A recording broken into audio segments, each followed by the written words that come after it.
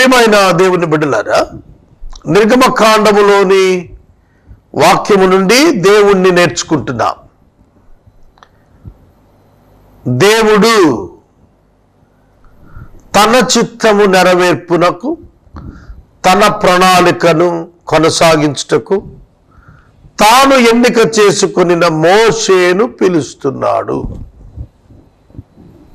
మోషేను పంపుతున్నాడు. మోషే నిరాకరిస్తున్నప్పుడు వివరణ ఇస్తున్నాడు. This is our God. Any ministry, ఏ పరిచర్యనంతే, any call from God is such. ఏ పిలుపైన అంతే.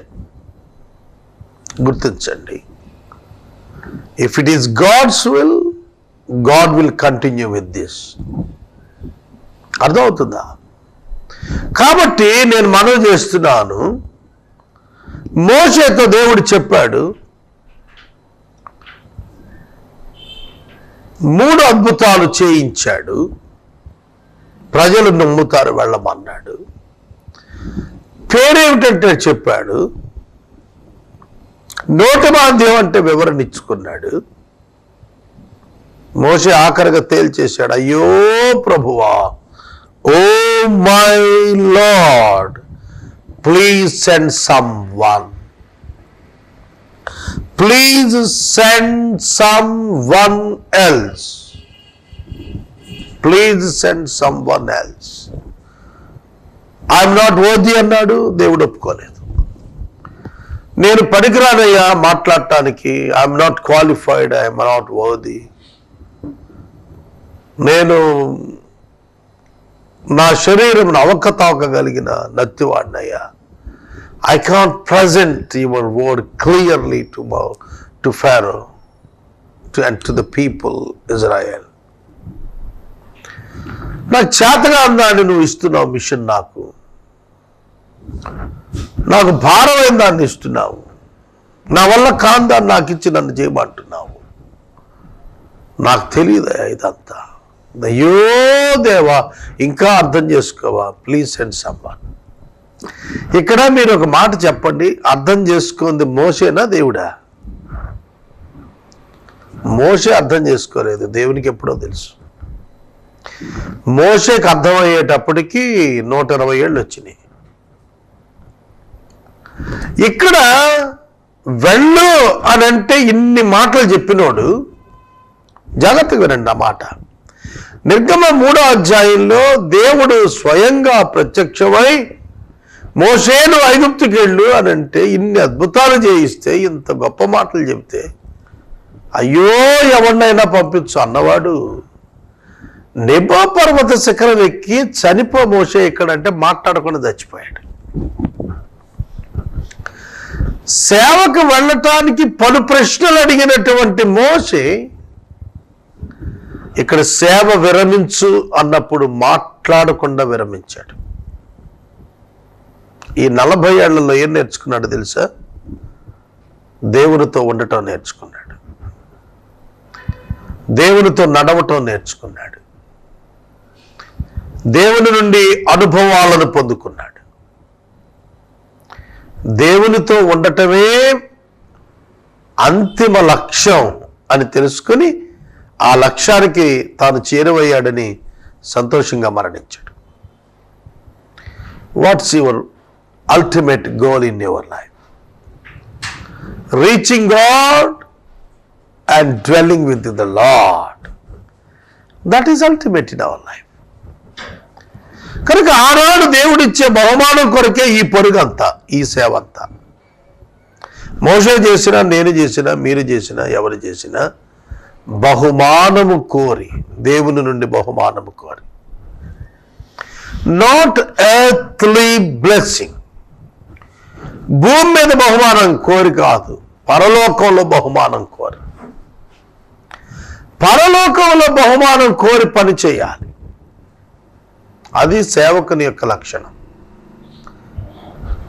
కనుక తాను బహుమానము పొందినట్లుగా ప్రభు పిలుస్తున్నప్పుడు ఫిజికల్ డెత్కు మారు మాట్లాడకుండా వెళ్ళిన వాడు మినిస్ట్రీకి వెళ్ళమన్నప్పుడు మాత్రం పలుమార్లు ప్రశ్నించాడు, అయ్యో ప్రభువా, వేరొకరిని పంపించు. అయ్యో ప్రభువా, పంపదలిచిన వాడినే పంపించు. అయ్యా నువ్వు ఎవరిని పంపాలంటే ఆయన పంపుకోను. It's all headache for me. నాకు ఎందుకు ఏదో 4 గొర్రెలు కాసుకుంటాను, ఇంటికి వెళ్ళేప్పటికీ సిప్పోరమ్మ మంచి కూరగాయల భోజనం, మాంసం కూర, కోడి మాంసం వండి పెట్టుద్ది, నేను శుభ్రంగా తిని పడుకుంటాను, మళ్ళీ పొద్దున్న లేచి పనిలో పోతాను. ఇవన్నీ నాకెందుకయ్యా? రాజ్యం అంటావు, ఫరో అంటావు, విడిపించంటావు, నడిపించంటావు. It's all headache for me. కొన్ని సందర్భాల్లో we feel that the ministry is a headache because lack of understanding about God and his mission. దీని వెనుక ఎంత గ్లోరియస్ బ్లెస్సింగ్ దాగుందో అర్థం కాక, దేవా ఈ సమస్య, ఇది బాధ, ఇది ఇబ్బంది, డబ్బు లేదు. ఇప్పుడు నేను చెప్పా కదా ఈ ప్రసంగం ప్రారంభంలో, డబ్బు లేదు, మాట పడాలా, దేవుణ్ణి అడుక్కోవాలి, 4 ఇళ్ళు తిరగాలి, ఇవన్నీ ఏంది మాకు వద్దు ప్రభు అనిపిస్తుంది. But there is a hidden blessing in it. దేవుని యొక్క వాక్యం మనం చూస్తున్నప్పుడు, అయ్యో ప్రభు అంటే ప్రభు కోపపడ్డాడు దేవుడు. Then anger of God was kindled against Moses. దేవునికి కోపం వచ్చింది. ఏమయ్యా ఇందాక నుంచి చూస్తున్నాను, ఏమిటి నువ్వు మాట్లాడుతోంది? లోకపు సృష్టికర్త నేను వచ్చి, నేను తోడుంటాను, నేను నేర్పిస్తాను, నేను వస్తాను, నువ్వు వెళ్ళు, నేను ఇది చేస్తానని నేను ఇన్నిసార్లు చెబుతుంటే నువ్వు మళ్ళీ మొదటి పాట పాడతావే? గద్దించాడు. దేవుడు కోప్పడ్డాడు. అది ఉగ్రత కాదు, చిరుకోపం అన్నమాట. దేవుడు నిజంగా కోప్పడితే అసలు మనిషే ఉండడు భూమి మీద. అట్లా ఉంటుంది ఆయన కోపం. అది ఎవరు సహించగలరు? ఆ కోపంలో ప్రేమ ఉంది, ఆ కోపంలో ఆర్ద్రత ఉన్నది, ఆ కోపంలో మిషన్ కొరకు సిద్ధమవ్వు అనే సూచన ఉన్నది. బయలుదేరు, ఎన్నిసార్లు మాట్లాడతాం అంటే అసహన ప్రదర్శన కాదు, మోషేని సిద్ధం చేస్తున్న ప్రదర్శన కోపం కూడా. దేవుని కోపంలో నీతి ఉంటుంది, ఆ నీతి ఉందండి, ఆ నీతి మోసెస్ని కన్విన్స్ చేసింది. నీ అన్నయ్య అహరోను లేడా? లేవీయుడు? అతను బాగా మాట్లాడతాడని నాకు తెలుసు అన్నాడు. అహరోనుకు దేవుడు ఇస్తున్న కితాబ్ ఏంటో తెలుసు, అతను బాగా మాట్లాడతాడు. నువ్వు మాట్లాడలేకపోతావేమో కానీ అహరోను మాత్రం చాలా బాగా మాట్లాడతాడు. అతను నిన్ను ఎదుర్కొన వచ్చుచూ ఉన్నాడు. చూడండి, అహరోను 40 సంవత్సరాలు తమ్ముడిని వెతకటానికి ఎప్పుడు రాలా, కానీ ఇప్పుడట బయలుదేరిపోయాడట. నాకు ఆశ్చర్యం ఏంటో తెలుసా, మోషేతో ఇక్కడ మాట్లాడుతున్నాడు దేవుడు. మరి ఎప్పుడు అహరోనును మనసు కన్విన్స్ చేశాడు? ఎప్పుడు అహరోను మనసులో మోషేను కలుసుకోవాలని ఆలోచన వచ్చింది? బయలుదేరిపోయాడు. ఎన్ని గంటలకు బయలుదేరాడు? ఈయన ఎన్ని గంటలకు కనపడ్డాడు? వీళ్ళు ఎప్పుడు మాట్లాడుకుంటున్నారు? ఆయన ఎప్పుడు బయలుదేరాడు? Bible excellent. God is more than excellent. దేవుడు మహా అద్భుతకరుడు, ఆశ్చర్యకరుడు. మోషే మనసు ఎరిగిన వాడు తన టైం ప్రకారం మ్యాచ్ అవటానికి అహరోనుతో మాట్లాడేశాడు. అప్పటికి అహరోను బయలుదేరిపోయాడు. అహరోను మీకు ఎదురు వచ్చేస్తున్నాడు. There is no time. Don't waste time by sitting here, Moses. Leave this Midian and go to Egypt. ఈ మిద్యాను వదిలేవాయా? వెళ్ళు, టైం అయిపోతుంది, పద, సమయం ఆసనం అయిపోయింది, వాళ్ళు విడిపించాలి.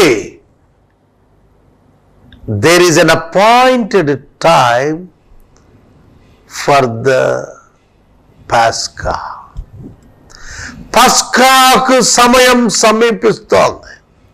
విడుదల రోజున ఐగుప్తు దేశంలో పస్కా బలి జరుగుతుంది కనుక పస్కా సిద్ధం అయిపోతోంది. ఆ సమయం దగ్గర పడుతోంది. You move on, no time, come on, go ahead. ప్రియమైన దేవుని బిడ్డలారా, నాకు ఒక ఆశ్చర్యం. నేను 2001 డిసెంబర్ 18న ఏలూరులో సిటీ కేబుల్లో ఏసే పరిష్కారం స్టార్ట్ చేశాను. ఇప్పటికీ 5560 ఎపిసోడ్స్ అయ్యాయి. 15 ఫుల్ ఇయర్, 16th ఇయర్ రన్నింగ్లో ఉన్నాము. నేను ఒక 3 మాసాల క్రితం, 4 మాసాల క్రితం నుండి 10 ఛానల్స్లో మాట్లాడుతున్నాను. ఒక ఛానల్లో మాట్లాడి నాకు 60 ఏళ్ళు వచ్చేటప్పటికి 10,000 ఎపిసోడ్స్ అవుతాయని లెక్కెట్టుకున్నాను. ఇప్పుడు నేను 10 ఛానల్స్లో 5 రెగ్యులర్ ఛానల్స్ ఎవ్రీడే మాట్లాడుతున్నాను. 4 ఛానల్స్ రిపీట్స్ ఇస్తున్నాను. ఒక ఛానల్లో ఒక్కరోజు మాట్లాడుతున్నాను, అది కూడా రిపీట్స్ ఇస్తున్నాను.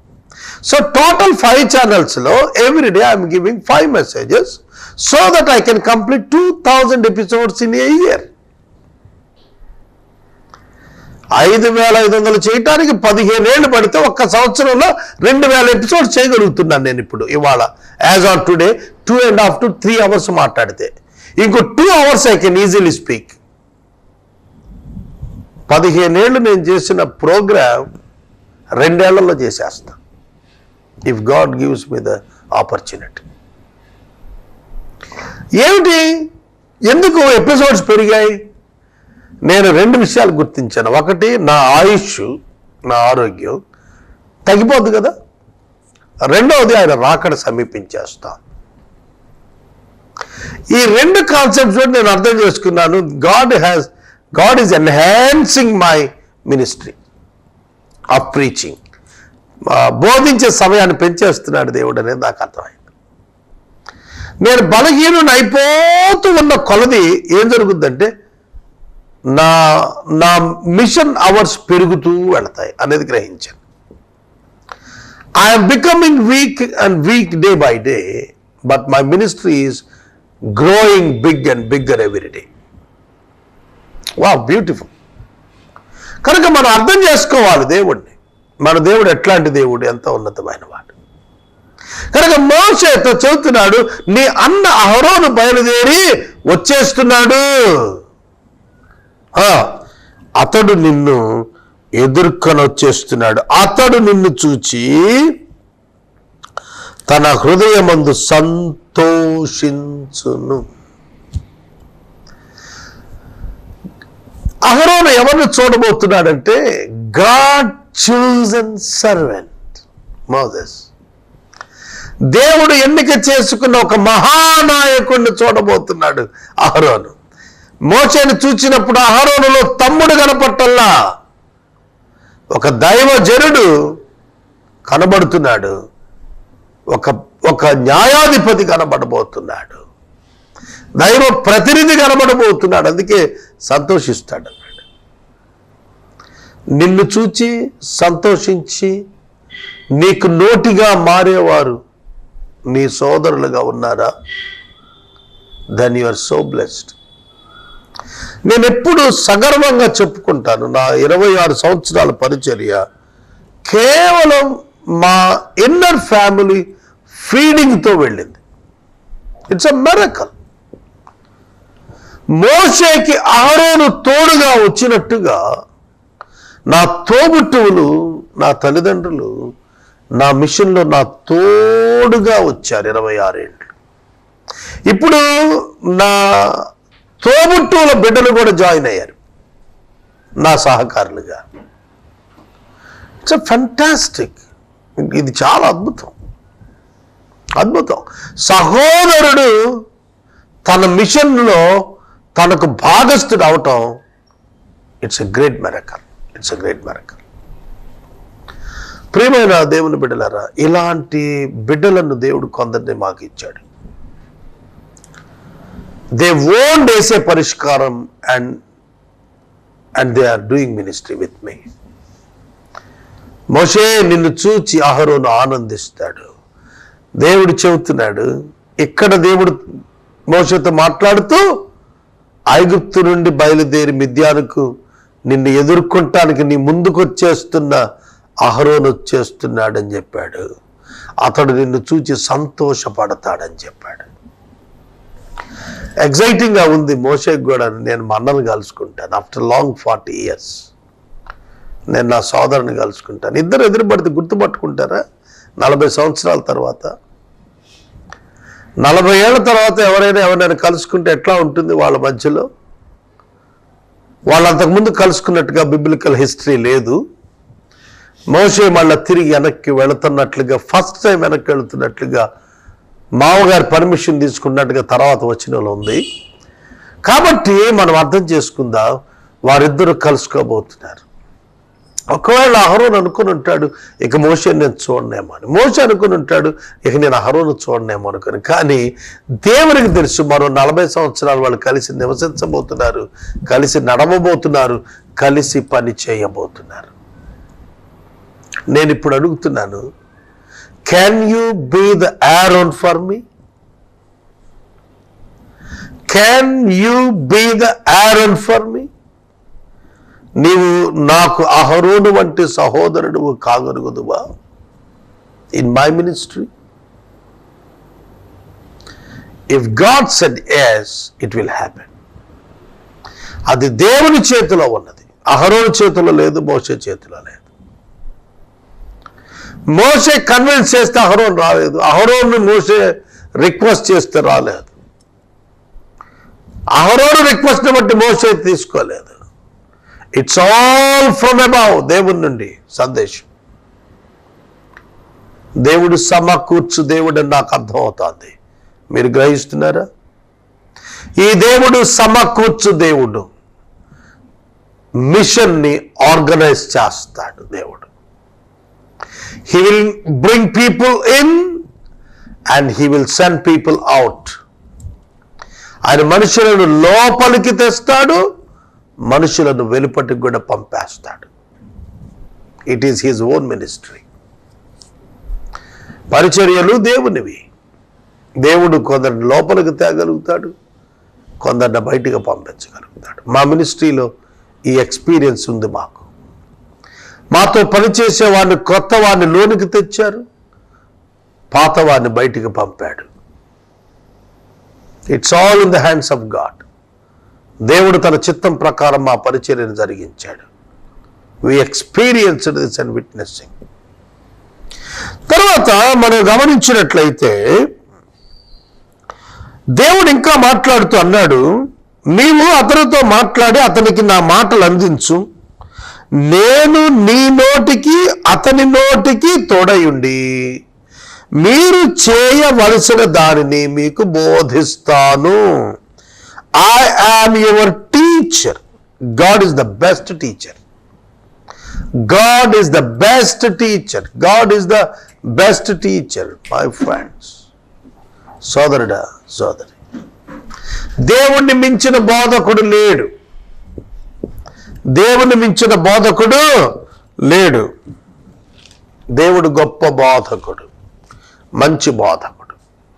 ఈ సద్బోధకుడు వారికట నేర్పిస్తాడట, బోధిస్తాడట. ఏం బోధిస్తాడంటే, మీరు చెయ్యవలసినది మీకు బోధిస్తాను. నాకు రూతు గ్రంథం గుర్తొస్తాను. రూతు విధవరాలు, మోయాబీయురాలు. నయోమి కుమారుని పెళ్లి చేసుకుంది, అతడు చచ్చిపోయాడు. నయోమి వెనక్కి తిరిగి వచ్చేస్తోంది బెత్లెహేముకి. వెంటబడి వచ్చింది రూతు. వెంటబడి వచ్చిన రూతుకు న్యాయం చేయాలి అని కన్నతల్లి ప్రేమ కనపరిచింది అత్తగారు. నయోమి సలహా ఇచ్చింది, బోయజు యొక్క పొలములోనికి వెళ్ళమని ఆమె బోధించింది. రూతు లైఫ్ సెటిల్ అయిపోయింది అక్కడ. మీకు మాట అర్థం కావాలి. If God teaches you to do the things, you can achieve any great thing in your life. ఇక్కడ పాఠం ఏమిటంటే, if God teaches you how to do the things, how to organise the things, you will be a successful leader. You will become a great servant of God. అర్థమవుతుందా? మీ ఇద్దరి నోటికి నేను తోడుంటాను, మీ మాటలకు నేను తోడుంటాను. మీరేం మాట్లాడాలో నేను నేర్పిస్తాను, ఎలా పని చేయాలో నేను నేర్పిస్తాను, ఎట్లా నడవాలో నేను నేర్పిస్తాను.